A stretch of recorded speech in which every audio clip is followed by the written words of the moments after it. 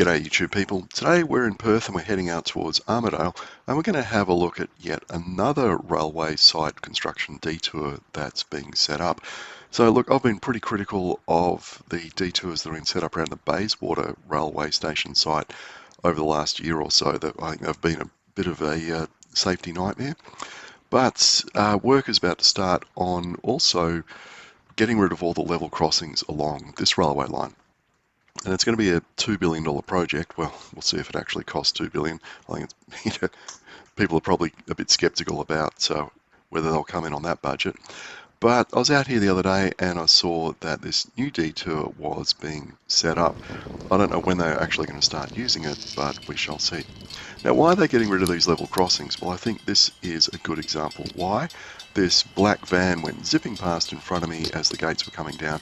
And you can't really see it on the video, but I was watching, and yeah, those boom gates missed that van by not very much. And that kind of thing must happen an awful lot. Impatient drivers just being stupid. So that'll be one good thing it will stop. From a cycling perspective, it'll also get rid of this, well, hopefully get rid of this really complicated crossing, which I really don't like at all, and I still don't quite understand exactly how cyclists are supposed to use it, because there's no cycling lights and stuff like that to get across here. Always wonder if I'm going to get clobbered as the lights go green when I go across there. From a pedestrian's perspective, it'll be good because it'll get rid of those horrible zigzags. Same with cyclists if you want to go back and forth. Now, some of these detours are in fact open because there's multiple stations, so there's multiple detours. And at this point, they look pretty good. No complaints. You know, they're well marked. They've got good guides onto them. They're not using T-junctions to take you from the old path to the new path. They've got angled concrete paths.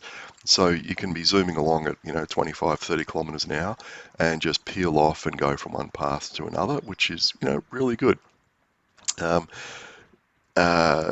But let's just see what happens when they start building the overbridges, and lots of work starts happening.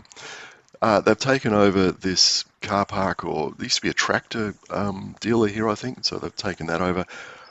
There's a fair bit of parking here, so I assume there'll be quite a few vehicle movements across the path once the project kicks off. That's just based on the number of parking spaces in there.